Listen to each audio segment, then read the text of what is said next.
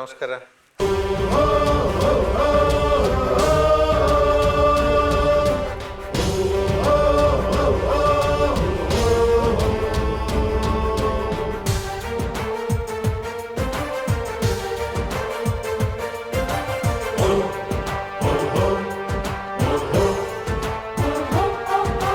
ಹಸಿರು ಸೇನಾನಿ, ಹಸಿರು ಸೇನಾನಿ, ನೆಲದ ಮಕ್ಕಳ ಕ್ರಾಂತಿ ದನಿ.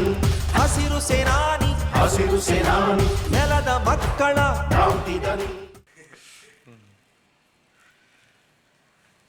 ಪ್ರೊಫೆಸರ್ ನಂಜುಂಡಸ್ವಾಮಿ ಅವರು ಸಾರ್ವಕಾಲಿಕವಾಗಿ ಕೇವಲ ಕರ್ನಾಟಕ ಮಾತ್ರ ಅಲ್ಲ, ಭಾರತದ ರೈತ ಚಳುವಳಿಯ ಇತಿಹಾಸದಲ್ಲಿ ವಿಶ್ವದಾದ್ಯಂತ ರೈತ ಚಳುವಳಿಗಳ ಇತಿಹಾಸದಲ್ಲಿ, ಜೊತೆಗೆ ಜಾಗತೀಕರಣಕ್ಕೆ ಸಂಬಂಧಪಟ್ಟಂಥ, ಆಮೇಲೆ ವಿದೇಶದ ಇತರೆ ದೇಶಗಳಲ್ಲಿ ಉತ್ಪಾದನೆ ಆಗುವಂತಹ ವಸ್ತುಗಳು ಬಡ ರಾಷ್ಟ್ರಗಳಿಗೆ ಬಂದು ಬಡ ರಾಷ್ಟ್ರಗಳ ಅರ್ಥವ್ಯವಸ್ಥೆ ಹಾಳು ಮಾಡಿದಂತಹ ಒಂದು ರಾಷ್ಟ್ರಗಳಲ್ಲಿ ನಡೆದಂತಹ ಜನಾಂದೋಲನಗಳ ಇತಿಹಾಸದಲ್ಲಿ ಸಾರ್ವಕಾಲಿಕವಾಗಿ ಅಧ್ಯಯನಕ್ಕೆ ಒಳಲ್ಪಡುವಂತಹ ಒಂದು ವ್ಯಕ್ತಿ. ಅದು ಇನ್ನೊಂದು 500 ವರ್ಷವೇ ಆಗ್ಬೋದು, 1000 ವರ್ಷವೇ ಆಗ್ಬೋದು, ಅವ್ರ ಹೆಸರು ಉಳಿಯುತ್ತೆ. ಕಾರಣ ಗೌತಮ ಬುದ್ಧ, ಜಗಜ್ಯೋತಿ ಬಸವೇಶ್ವರರು ಇವರ ವಿಚಾರಗಳನ್ನು ಮೈಗೂಡಿಸಿಕೊಂಡು ಅವರ ದಾರಿಯಲ್ಲಿ ನಡೆದಂತಹ ಜಯಪ್ರಕಾಶ್ ನಾರಾಯಣರಿರ್ಬೋದು, ಡಾಕ್ಟರ್ ರಾಮ್ ಮನೋಹರ್ ಲೋಹಿಯಾ ಅವರಿರ್ಬೋದು, ಡಾಕ್ಟರ್ BR ಅಂಬೇಡ್ಕರ್ ಅವರಿರ್ಬೋದು, ಮಹಾತ್ಮ ಗಾಂಧೀಜಿಯವರಿರ್ಬೋದು, ಕರ್ನಾಟಕದಲ್ಲಿ ಕುವೆಂಪು ಅವರಿರ್ಬೋದು, ತಮಿಳುನಾಡಲ್ಲಿ ಪೆರಿಯಾರ್ ಅವರಿರ್ಬೋದು, ಆ ಸಾಲಿಗೆ ಆ ಒಂದು ವಂಶವೃಕ್ಷದಲ್ಲಿ ಸೇರುವಂತಹ ಒಬ್ಬ ಚೇತನ. ಯಾಕೆ ಅವರು ಆ ವಿಚಾರಗಳಿಗೆ ಆಕರ್ಷಿತರಾದರು ಅನ್ನೋದಕ್ಕೊಂದು ಇತಿಹಾಸ ಇದೆ.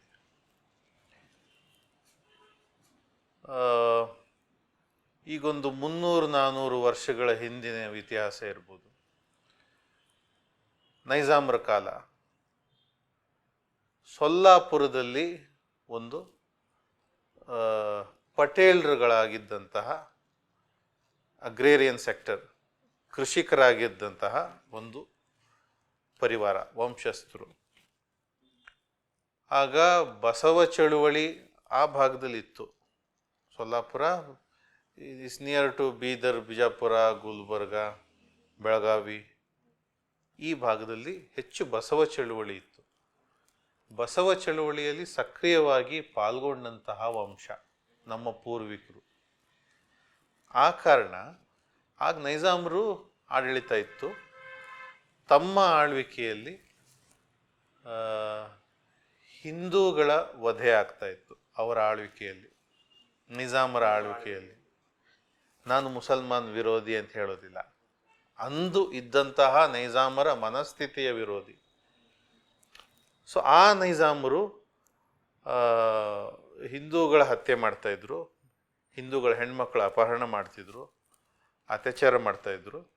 ಆ ಹೆಣ್ಮಕ್ಳನ್ನು ಕಾಪಾಡ್ಕೊಳ್ಳಿಕ್ಕೆ ಈ ಹಗೆವು ಅಂತ ಸಿಗೋವು ರಸ್ತೆಗಳಲ್ಲಿ, ಈಗ ಚೇಂಬರ್ಗಳು ಮಾಡ್ತಿದ್ರಲ್ಲ, ಆ ರೀತಿ ಆಹಾರದ ಧಾನ್ಯಗಳನ್ನು ಶೇಖರಣೆ ಮಾಡುವಂತಹ ಒಂದು ಜಾಗ, ಅಲ್ಲಿ ಜೋಳವನ್ನು ಇಡ್ತಿದ್ರಂತೆ. ಅಲ್ಲಿ ಆಕ್ಸಿಜನ್ ಇರ್ತಿಲ್ವಂತೆ. ಆಕ್ಸಿಜನ್ ಇದೆಯಾ ಇಲ್ವಾ ಅಂತ ಆಗಿನ ಒಂದು ವಿಜ್ಞಾನದ ಪ್ರಕಾರ ಅವ್ರೇನು ಬಳಸ್ತಿದ್ರು ಅಂದರೆ, ಒಂದು ದೀಪವನ್ನು ದಾರ ಕಟ್ಬಿಟ್ಟು ಕೆಳಗೆ ಬಿಟ್ಟರೆ ಆ ದೀಪ ಉರಿತಾ ಇದ್ದರೆ ಏನೋ ಇದೆ ಅಂತ, ಏನೋ ಆಕ್ಸಿಜನ್ ಇದೆ ಅಂತ, ಆಮ್ಲಜನಕ ಇದೆ ಅಂತ. ಆ ದೀಪ ಆರೋಗ್ಬಿಟ್ರೆ ಇಲ್ಲ. ನಾವು ಚಿಕ್ಕವರಿದ್ದಾಗ ಸ್ಕೂಲಲ್ಲೆಲ್ಲ ಮಾಡೋರು, ಒಂದು ಕ್ಯಾಂಡಲ್ ಇಡೋರು, ಆಮೇಲೆ ಒಂದು ಲೋಟ ದಬಾಕೋರು. ಬೆಂಕಿ ಆರೋಗ್ಬಿಟ್ರೆ ಅಲ್ಲಿ ಆಕ್ಸಿಜನ್ ಇಲ್ಲ ಅಂತ. Same technique. ಸೊ ಆ ರೀತಿ ಚೆಕ್ ಮಾಡ್ತಿದ್ದಂಥ ಒಂದು ಜಾಗ. ಅಲ್ಲಿ ಹಾವುಗಳು ಇರ್ತಿತ್ತಂತೆ, ಚೇವುಗಳು ಇರ್ತಿದ್ವಂತೆ. ಯಾಕಂದರೆ ಸ್ಟೋರೇಜ್ ಅಲ್ಲ ಅದು. ನೈಜಾಮರು ಬರ್ತಾರೆ, ಕಿಡ್ನ್ಯಾಪ್ ಮಾಡ್ತಾರೆ ಅನ್ನೋ ಭಯಕ್ಕೆ ಅವರೇನಾದ್ರು ಬಂದರೆ ಅಲ್ಲಿ ಆ ಊರಿಗೆ ಅಥವಾ ಹಳ್ಳಿಗೆ ಹೆಣ್ಮಕ್ಳಿಗೆ ಅಲ್ಲಿ ಆಗ್ತಿದ್ರು. ಎಷ್ಟೋ ಜನ ಹಾವು ಚೇಳು ಕಚ್ಚಿಸ್ಕೊಂಡು ಸತ್ತಿರುವಂಥ ಉದಾಹರಣೆಗಳು ಇವೆ. ಆಕ್ಸಿಜನ್ ಇಲ್ಲದೆ ಸತ್ತೋಗಿರುವಂಥ ಹೆಣ್ಮಕ್ಳು ಉದಾಹರಣೆಗಳು ಇವೆ. ಈ ದಬ್ಬಾಳಿಕೆಯನ್ನು ತಪ್ಪಿಸ್ಕೊಳ್ಳಿಕ್ಕೆ ನೈಜಾಮರು ಇಲ್ಲದಂತಹ ಪ್ರಾಂತ್ಯ, ದಕ್ಷಿಣದ ಪ್ರಾಂತ್ಯ, ಜೋಳವನ್ನೇ ಸ್ಟೇಪಲ್ ಫುಡ್, ಜೋಳ ಅವರಿಗೆ ಆ ಪ್ರಾಂತ್ಯದ ಜನರಿಗೆ ದಿನನಿತ್ಯದ ಆಹಾರವಾಗಿದ್ದರಿಂದ ಆ ಜೋಳವನ್ನು ಎಲ್ಲಿ ಯಾವ ಮಣ್ಣಿನಲ್ಲಿ ಬೆಳೆದ್ರೆ ನಾವು ಸರ್ವೈವ್ ಆಗಬಲ್ಲೆವು ಅಂತ ಹುಡುಕೊಂಡಾಗ ಅವ್ರಿಗೆ ದಕ್ಷಿಣದಲ್ಲಿ ಟಿ ನರಸೀಪುರ ತಾಲೂಕು, ಮೈಸೂರು ಜಿಲ್ಲೆಯ ಟಿ ನರಸೀಪುರ ತಾಲೂಕು, ಅಲ್ಲಿ ಮಾಡ್ರಹಳ್ಳಿ ಅನ್ನೋ ಗ್ರಾಮದಲ್ಲಿ ಅದೇ ಥರದ ಮಣ್ಣು ಸಿಗತ್ತೆ. ಆ ಕಾರಣ ಜೋಳವನ್ನು ಬೆಳೆದು ತಮ್ಮನ್ನು ತಾವು ಜೀವನ ಮಾಡಲಿಕ್ಕೆ ಅಲ್ಲಿ ಸೊಲ್ಲಾಪುರದಿಂದ ಒಂದಷ್ಟು ಜನ ಮೈಗ್ರೇಟ್ ಆಗ್ತಾರೆ, ವಲಸೆ ಬಂದು ಇಲ್ಲಿ ಸೇರ್ತಾರೆ. ಸೊ ಆ ಸಂದರ್ಭದಲ್ಲಿ ಕೃಷಿ ಮಾಡುವಾಗ ಬಹುಶಃ ಬಾವಿ ಅಗೆಯುವಾಗಲೋ ಏನೋ ಭೂಮಿ ಅಗಿಬೇಕಾದ್ರೆ 7 ಕೊಡ ಚಿನ್ನ ಸಿಕ್ತಂತೆ. I am speaking about 1700 AD or 1600 AD. ನಮ್ಮ ಮುತ್ತಾತನ ತಂದೆಗೋ ಅಥವಾ ಅವರ ತಾತನಿಗೋ ಸಿಕ್ತು ಅಂತ ನಮ್ಮ ವಂಶದಲ್ಲಿ ಇದೊಂದು ನಮ್ಮ ಪೂರ್ವಿಕರು ಕತೆ ಹೇಳ್ತಾ ಬರ್ತಾರಲ್ಲ, ಹಾಗೆ ನನಗೆ ಗೊತ್ತಾಗಿರುವಂಥ ಒಂದು ವಿಷಯ. ಅದರಲ್ಲಿ ಆ 7 ಕೊಡ ಚಿನ್ನವನ್ನು ಮಾರಿದ್ರಂತೆ. ಮಾರಿ 1000 ಎಕರೆ ಜಮೀನನ್ನು ಕೊಂಡ್ಕೊಳ್ತಾರೆ. ಬಸವ ಚಳುವಳಿಯಲ್ಲಿ ಸಕ್ರಿಯವಾಗಿದ್ದಂತಹ ಒಂದು ಲಿಂಗಾಯತ ಸಮುದಾಯಕ್ಕೆ ಸೇರಿದವರು ಅಂತ ನಾನು ಹೇಳ್ಬೋದು. ಕಾರಣ ನಾನು ಆ ಸಮುದಾಯದಲ್ಲಿ ಹುಟ್ಟಿದರೂ ಕೂಡ ನಾನು ಜಾತಿಯನ್ನು ರೆಪ್ರೆಸೆಂಟ್ ಮಾಡಲ್ಲ. ಕಾರಣ ನಾನು ಸಮಾಜವನ್ನು ರೆಪ್ರೆಸೆಂಟ್ ಮಾಡ್ತೀನಿ, ಸಮಾನತೆಯನ್ನು ರೆಪ್ರೆಸೆಂಟ್ ಮಾಡ್ತೀನಿ. ಬಸವೇಶ್ವರರು ಹುಟ್ಟಾಕಿದಂತಹ ಲಿಂಗಾಯತ ಸಮುದಾಯದಲ್ಲಿ ಹುಟ್ಟಿದ್ರಿಂದ ಆಗ ಲಿಂಗಾಯತರ ಮನಸ್ಥಿತಿ ಸಮಾನತೆ ಅಂತಿತ್ತು. ಈಗ ಮನಸ್ಥಿತಿಗಳು ಬದಲಾಗ್ಬಿಟ್ಟಿವೆ. ಅದು ಸಮಾನತೆ ಎಲ್ಲ ಹೋಗಿ ಜಾತಿಯಾಗೋಗಿದೆ. ಜಾತಿ ಪದ್ಧತಿ, ಮೇಲು ಕೀಳು, ತಾರತಮ್ಯದ ಮನಸ್ಥಿತಿಗಳು ಬಂದಿವೆ. ರಾಜಕೀಯವಾಗಿ ಮಿಸ್ಯೂಸು ಆಗಿದೆ. ಹೆಚ್ಚು ಮಿಸ್ಯೂಸ್ ಆಗಿರುವಂತಹ ಜಾತಿ ಲಿಂಗಾಯತ ಜಾತಿ ಅಂತ ಹೇಳ್ಬೋದು. ನಾನು ಲಿಂಗಾಯತ ಜಾತಿಯಲ್ಲಿ ಹುಟ್ಟಿ ಕೂಡ. ಸೊ ಬಸವೇಶ್ವರರ ವಿಚಾರಗಳು ಇದ್ದಿದ್ದರಿಂದ ಆ 1000 ಎಕರೆಯಲ್ಲಿ 200 ಎಕರೆಯನ್ನು ದಲಿತರಿಗೆ ದಾನ ಮಾಡ್ತಾರೆ. 300-400 ವರ್ಷಗಳ ಹಿಂದೆ ಯಾವುದೇ ಅಪೇಕ್ಷೆ ಇಲ್ಲದೆ ಅತ್ಯಂತ ಅವರು ಸಮಾನರು ಅನ್ನೋ ಮನಸ್ಥಿತಿಯಿಂದ ಅವರು ಬೆಳಿಬೇಕು ಅನ್ನೋ ಕಾರಣದಿಂದ ದಾನ ಮಾಡ್ತಾರೆ. ಆಮೇಲೆ ಆ ಒಂದು 700 ಎಕರೆಯಲ್ಲಿ ಬದುಕು ಶುರು ಮಾಡ್ತಾರೆ. ಅದು ಉಳಿತಾ ಖಾಲಿಯಾಗಿ ನನ್ನ ತಲೆಗೆ ಒಂದು 5 ಎಕರೆ ಉಳ್ಕೊಂಡಿರ್ಬೋದು. ಸೊ ಹೀಗೆ 700 ಎಕರೆಯಲ್ಲಿ ಕೃಷಿ ಶುರು ಮಾಡಿ ಆ ನಂತರ ಸೀಸನ್ ಇಲ್ಲದೆ ಇರುವಂಥ ಸಂದರ್ಭದಲ್ಲಿ ಪಕ್ಕದ ಹತ್ತಿರದ ಗ್ರಾಮಗಳಲ್ಲಿ ಕೂಲಿಗೆ ಹೋಗ್ತಿದ್ರಂತೆ. ನಮ್ಮ ಮುತ್ತಾತ ಪಟೇಲ್ ನಂಜಪ್ಪ ಅಂತ. ಅವರಿಗೆ ಓದು ಬರಹ ಇರಲಿಲ್ಲ. 1800 ಕ್ರಿಸ್ತ ಶಕ. ಓದು ಬರಹ ಇರಲಿಲ್ಲ.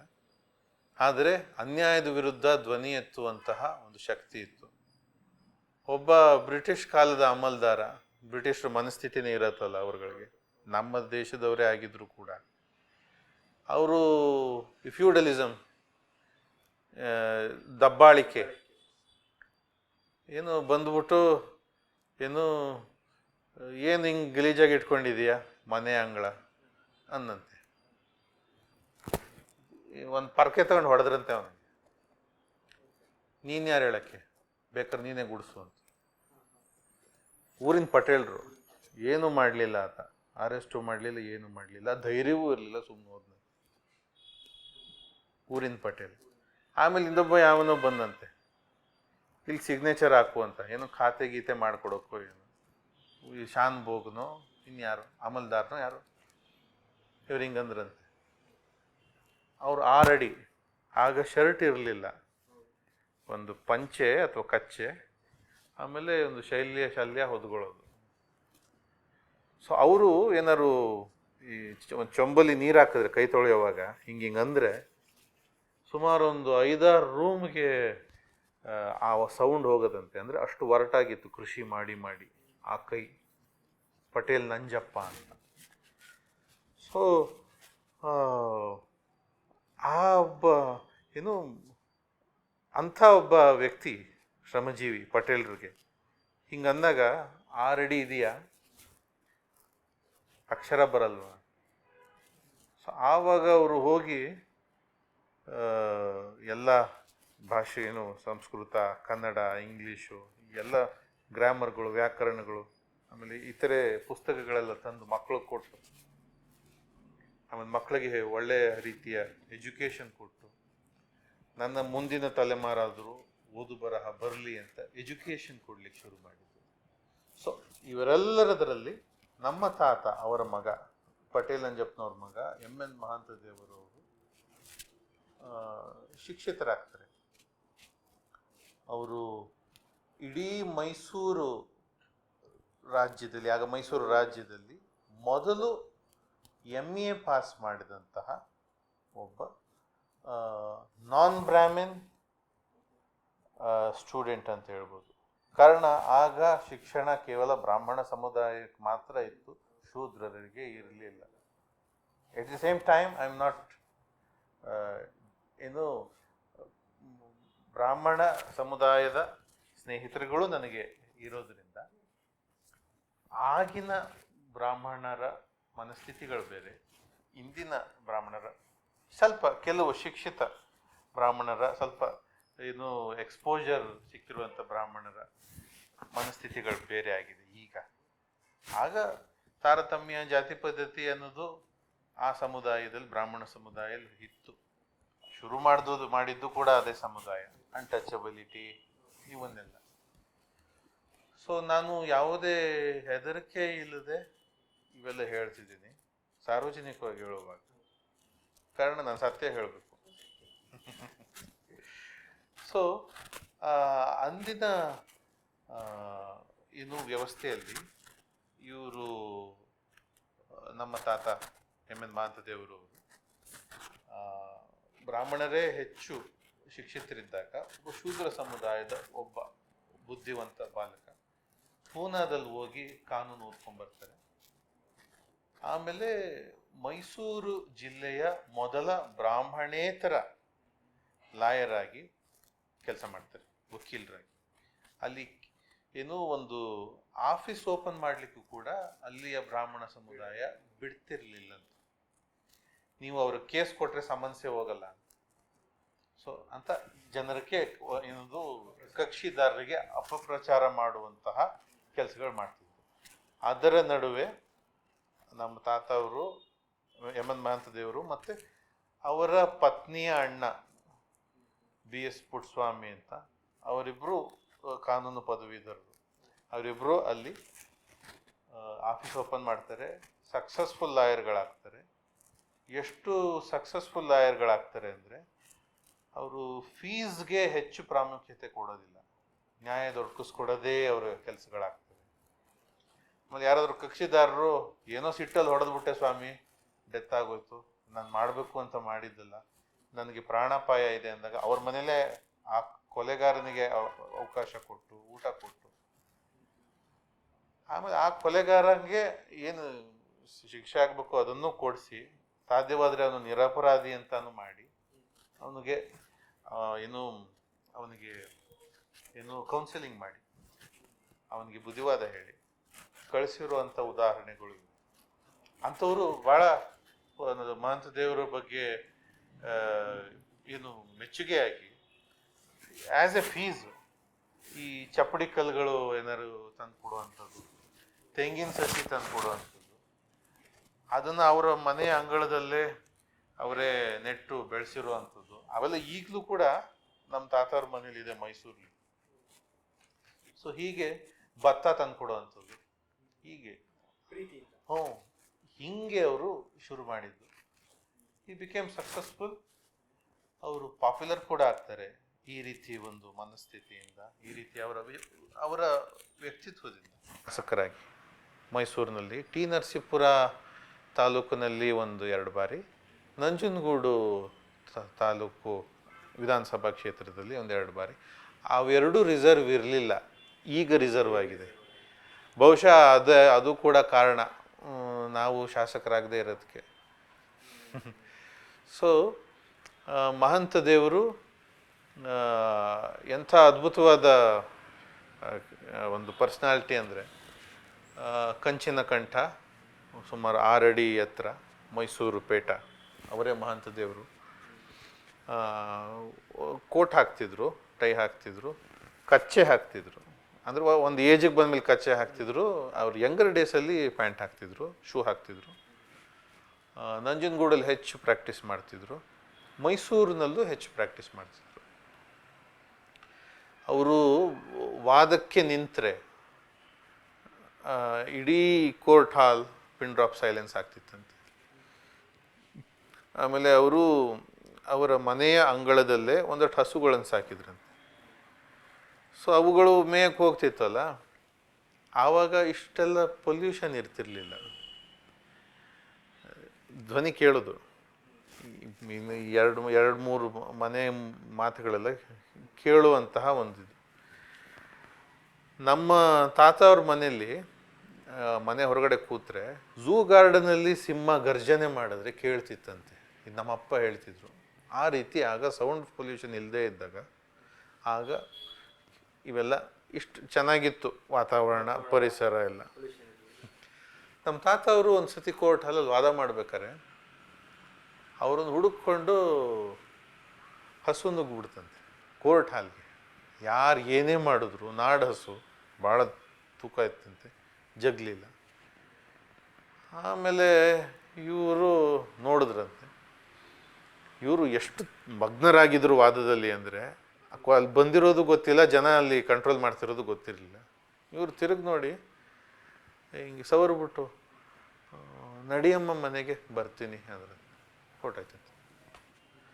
ಸೊ ಇವರು ಕೋರ್ಟ್ ಮುಗಿಸ್ಕೊಂಡು ಬರ್ತಿದ್ದಂಗೆ ನೇರ ಮನೆ ಬಾಗಿಲಿಗೆ ಹೋಗ್ತಿರ್ಲಿಲ್ವಂತೆ.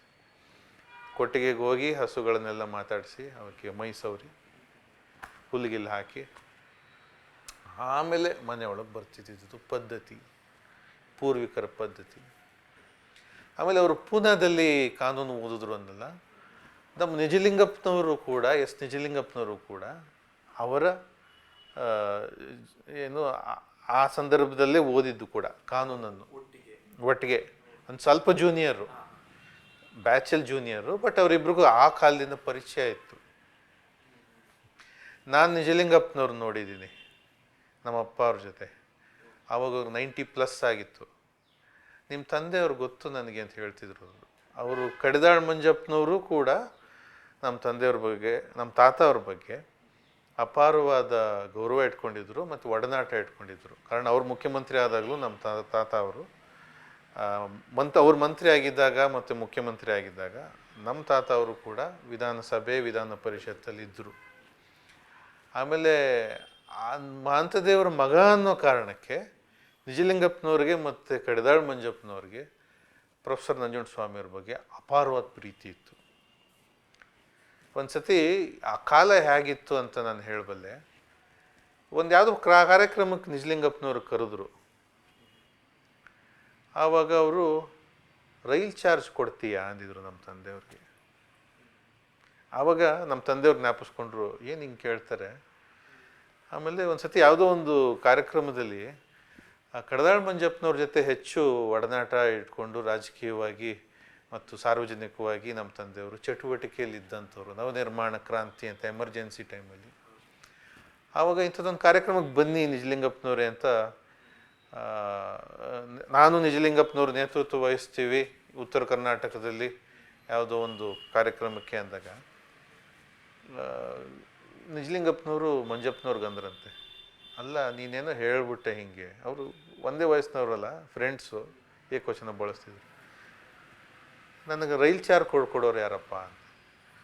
ಸೊ ಈಗಲೂ ಕೂಡ ಅಷ್ಟೇ ಮೌಲ್ಯಗಳನ್ನು ಇಟ್ಕೊಂಡು 90 ದಾಟಿದ್ರು, ಅವರು ಶುದ್ಧವಾಗಿ ಬದುಕ್ತಾ ಇದ್ದಾರೆ. ಎಂಥ ಅದ್ಭುತವಾದ ವ್ಯಕ್ತಿತ್ವ ಅಂತ ನಮ್ಮ ತಂದೆಯವರು ನಮಗೆ ಹೇಳಿದ್ದುಂಟು.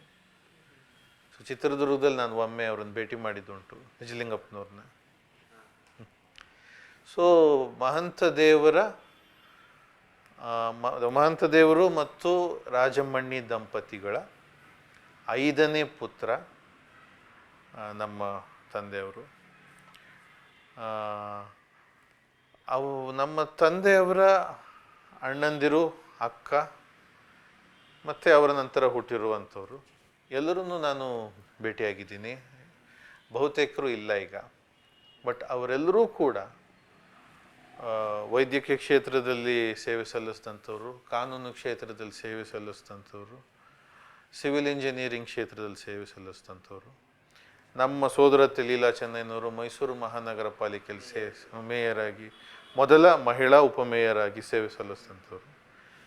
ಪ್ರತಿಯೊಬ್ಬರೂ ಕೂಡ ಸೇವಾ ಮನೋಭಾವ, ಪ್ರತಿಯೊಬ್ಬರೂ ಕೂಡ ಶುದ್ಧ ಹಸ್ತ, ಕ್ಲೀನ್ ಹ್ಯಾಂಡೆಡ್, ಹಿಂಗೆ ಬದುಕಿದಂಥವ್ರು. ಸೊ ಮೌಲ್ಯಗಳು ರಕ್ತಗತವಾಗಿ ಹಿಂಗೆ ಹರಿದು ಬಂದಂಥದ್ದು. ಸೊ ಪ್ರೊಫೆಸರ್ ನಂಜುಂಡಸ್ವಾಮಿಯವರು 5ನೇ ಮಗನಾಗಿ ಹುಟ್ಟುತ್ತಾರೆ. ಹೇಳ್ತೀನಿ. ಎಂ ನಾಗೇಂದ್ರ ಮೂರ್ತಿ ಅಂತ ಮೊದಲನೆಯವರು, ನಂತರ ಲೀಲಾ ಚೆನ್ನಯ್ಯ, ನಂತರ ಎಂ ಶಂಕರ್ ಅಂತ ಡಾಕ್ಟ್ರು ದಾವಣಗೆರೆಯಲ್ಲಿ ENT ಪ್ರೊಫೆಸರ್ ಆಗಿ ಅಲ್ಲಿ ಬಾಪೂಜಿ ಮೆಡಿಕಲ್ ಕಾಲೇಜಲ್ಲಿ ಕೆಲಸ ಮಾಡಿದರು.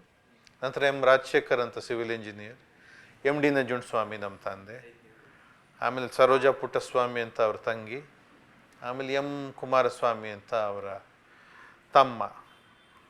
ಸೊ 7 ಜನ, MDN 5ನೇವರು. ಸೊ ಪ್ರೊಫೆಸರ್ ನಂಜುಂಡಸ್ವಾಮಿಯವರು ಹುಟ್ಟುತ್ತಾನೆ ಸ್ವಲ್ಪ ವೀಕ್ ಇದ್ದರಂತೆ ಮಗು. ನಮ್ಮ ಅಜ್ಜಿಯವರು ಅನಿಮಿಕ್ ಇದ್ದರಂತೆ. ಆ ಕಾರಣ ಈ ಮಗುಗೆ ನನ್ನ ಎದೆ ಹಾಲು ಕುಡಿಸ್ಲಿಕ್ಕಾಗಲಿಲ್ಲ ಅಂತ ನಮ್ಮ ಅಜ್ಜಿಯವರಿಗೆ ಕಡೆಯವರೆಗೂ ಒಂದು ಕೊರಗಿತ್ತು. ಆ ಕಾರಣ ಈ ಮಗು ವೀಕ್ ಆಗೋಯ್ತು ಅಂತ. ಆದರೆ ಬುದ್ಧಿವಂತಿಕೆಯಲ್ಲಿ ಪ್ರೊಫೆಸರ್ ನಂಜುಂಡಸ್ವಾಮಿಯವರು ಮತ್ತು ಹೋರಾಟದ ಮನೋಭಾವದಲ್ಲಿ ಅವ್ರದ್ದೇ ಆದಂಥ ಒಂದು different character compared to all the siblings. ಉದಾಹರಣೆಗೆ ಅವರು ಚಿಕ್ಕ ಹುಡುಗರಿದ್ದಾಗ ಅವ್ರಿಗೂ ಅವ್ರ ಅಣ್ಣಂಗೂ ಜಗಳ ಆಗೋಯ್ತಂತೆ ನಮ್ಮ ಸೋದರತ್ತೆ ಅವ್ರ ಮನೆಯಲ್ಲಿ. ನಮ್ಮ ತಂದೆಯವ್ರ ಅಣ್ಣ ಸಿಟ್ಟಿಂದ ಹೋಗಿ ಪಾಯ್ಖಾನೆ ತಿನ್ನೋಗು ಅಂದ್ರಂತೆ. ಆವಾಗೆಲ್ಲ ಟಾಯ್ಲೆಟ್ಗಳು ಹೆಂಗಿತ್ತು ಅಂದರೆ ಈ ರೀತಿಯಲ್ಲಿ ಇರಲಿಲ್ಲ. ಒಂದು ಬುಟ್ಟಿ, ಅದರ ಮೇಲೆ ಎಲೆಗಳಾಕಿ ಅಲ್ಲಿ ಟಾಯ್ಲೆಟ್ಗೆ ಹೋಗುವಂಥದ್ದು. ಇದು ಆ ರೀತಿ ಇದ್ದಾಗ ತುಂಬ ಹಿಂದುಳಿದ ಜನರೇಷನ್ಸ್ ಎಗೋ ಡೆವಲಪ್ಮೆಂಟ್ ಕಮ್ಮಿ. ಪ್ರೊಫೆಸರ್ 2 ವರ್ಷನೋ 3 ವರ್ಷನೋ ಹೋಗಿ ತಗೊಂಬಂದು ತಿನ್ನು ಅಂದ್ರೆ ಕೈಯಲ್ಲಿ ತಗೊಂಬಂದು. ಅಂದರೆ ಹಠಕ್ಕೆ ಬಿದ್ದರೆ ಮಾಡೇ ತೀರುವಂಥ ಒಂದು ಕ್ಯಾರೆಕ್ಟ್ರು ಆ ವಯಸ್ಸಿಂದ ಬಂದಿತ್ತು. ಆಮೇಲೆ ಅವರ ಸ್ನೇಹಿತರ ಬಳಗ ಹಾಗೆ ಬೆಳೀತಾ ಈ ರೀತಿ ಒಂದು ಚಾಲೆಂಜ್, ಯಾರು ತಗೋತೀರಾ? ನಾನು ತಗೋತೀನಿ ಅಂತ. ಅಕಸ್ಮಾತ್ ಏನದು ಚಾಲೆಂಜು? ಮೈಸೂರಿನ ಒಂದು ಪ್ರತಿಷ್ಠಿತ ವೃತ್ತದಲ್ಲಿ, ಒಂದು ವೃತ್ತದಲ್ಲಿ, ಸರ್ಕಲ್ನಲ್ಲಿ ಪ್ಯಾಂಟ್ ಇಲ್ಲದೆ ಬರೀ ಶರ್ಟ್ನಲ್ಲಿ ಯಾರು ತಿರುಗಿ ಬರ್ತಾರೋ ಅವ್ರಿಗೇನೋ ಇನಾಮ್ ಕೊಡ್ತೀವಿ ಅಂತ. ನಾ ಮಾಡ್ತೀನಿ ಅಂದ್ರಂತೆ ಪ್ರೊಫೆಸರ್ ಹೋದ್ರಂತೆ ಮನೆಗೆ. ಅವ್ರ ತಂದೆದು ದೊಡ್ಡ ಜುಬ್ಬ ತೊಗೊಂಡ್ರಂತೆ, ಹಾಕ್ಕೊಂಡು ಬಂದು ತಿರುಗಿ ಬಂದು ಕೊಡುವ ನಾವು. ಇದು ಮೋಸ, ಪ್ಯಾಂಟ್ ಇಲ್ಲದೆ ನಾವು ತಿರುಗಬೇಕು ಅಂತ. ಪ್ರೊಫೆಸರ್ ಲಾ ಪಾಯಿಂಟು, ಅವ್ರು ಲಾ ಓದಿರಲಿಲ್ಲ, ಚಿಕ್ಕ ಹುಡುಗ. ನೀನು ಹೇಳಿದ ಪ್ಯಾಂಟ್ ಇಲ್ಲದೆ ತಾನೆ? ನಾನು ಪ್ಯಾಂಟ್ ಇಲ್ಲದೆ ತಿರುಗಾಡಿದ್ದೀನಿ, ನಾನು ಮಾನ ಮುಚ್ಕೊಂಡಿದ್ದೀನಿ, ಕೊಡು ಅಂತ. ಆಮೇಲೆ ಹಿಂಗೆ ಒಂಚೂರು ಪ್ರೌಢಾವಸ್ಥೆಗೆ ಹೋಗ್ಬೇಕಾರೆ ಯಾವುದೊಂದು ಎಕ್ಸಿಬಿಷನ್ಗೆ ಹೋಗಿದ್ದಾರೆ. ಒಂದು ಭಾಳ ಸುಂದರವಾದ ಒಂದು ಹುಡುಗಿ ಇತ್ತಂತೆ. ಯಾರು ಅವಳನ್ನು ಮಾತಾಡಿಸ್ತೀರಾ ಅಂತ ಕೇಳಿದ್ದಾರೆ. ನಾ ಮಾತಾಡಿಸ್ತೀನಿ. ಆಕೆಯಲ್ಲಿ ಸೋಪ್ ಮಾರ್ತಿದ್ಲಂತೆ. ಇವ್ರು ಹೋಗ್ಬಿಟ್ಟು